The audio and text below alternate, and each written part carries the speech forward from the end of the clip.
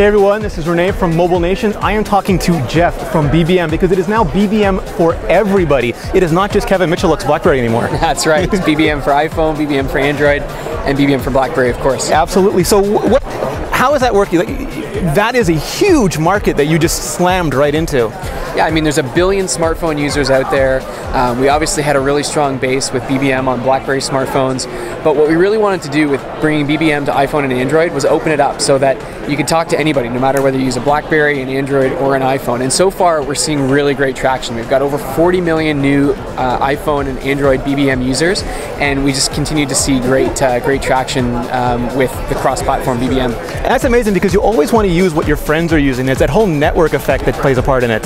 Absolutely, and so I mean that's one of our key focuses going forward is making it easier to find your friends that are on BBM, as well as making it easier to invite your friends to join you on BBM. A couple things I want to show you here. The first thing you'll notice right off the bat is that I've got that presence indicator showing me that Alex Kinsella is available for a BBM voice chat. So I can be having a BBM chat. So going to call you. And then right from there at Onetouch, I can, or I gotta hit the button, but I can initiate a BBM voice call to Alex. So this is calling Alex on his BlackBerry Z30, and that's going to establish that BBM voice call. You can see here that the call is now running. I can minimize the controls. And just continue, with my BBM chat. I can go elsewhere in the app. I see that the BBM voice call is still running, and then when I want to hang it up, I can just hang up right here.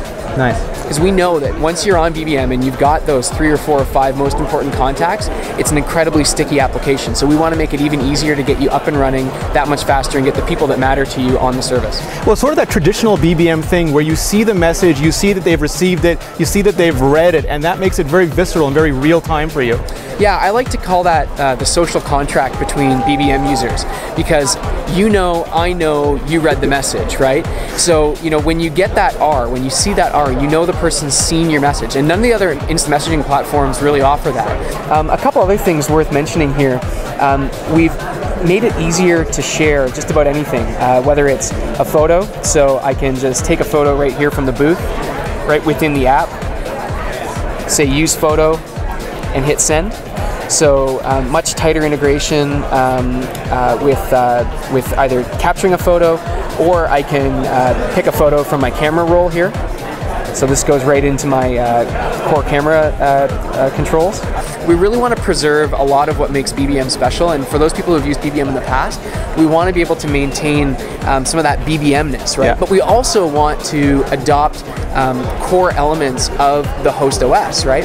So, we'll give you a quick look today at the new BBM version 2.0, which is going to be coming very, very shortly to iPhone, and you'll see that when it comes to things like BBM voice, the call answer screen draws on the native call answer of iOS, right? Whereas on Android, it looks and feels very different. It's more like the Android experience, and of course, BlackBerry 10 draws on the BlackBerry 10 phone UI. So we're really trying to strike that balance between delivering a consistent BBM experience and also delivering something that customers are going to, relate to as their native OS. Here's Alex calling me back, so you can see how we're, picking up that iOS core control. I'll just ignore his call. We've also done, like I was about to say, one-touch voice notes. So I can say, hey Alex, just going to send you a quick voice note. When I release it, it's sent to the recipient. And then on his end, that will come in like a voice note, so he can just click on that and play it back. The other really cool thing is integration with Glimpse. So it's live location sharing powered by Glimpse.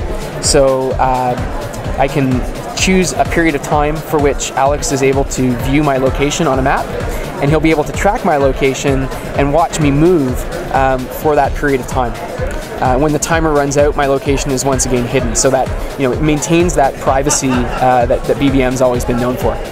Yeah, well, you're serving so many masters because you have messaging in general, you've got to provide a great messaging experience. You have your traditional BlackBerry Messenger brand, and you have the interfaces of the different platforms, and you want to be similar, but you also want to be a little bit native. Yeah, it's like a balancing act. It's a real balancing act, and you know, so far the response has been really positive, and I think that with the 2.0 release that we're coming out with in the next couple of months, we're really taking that next step, right?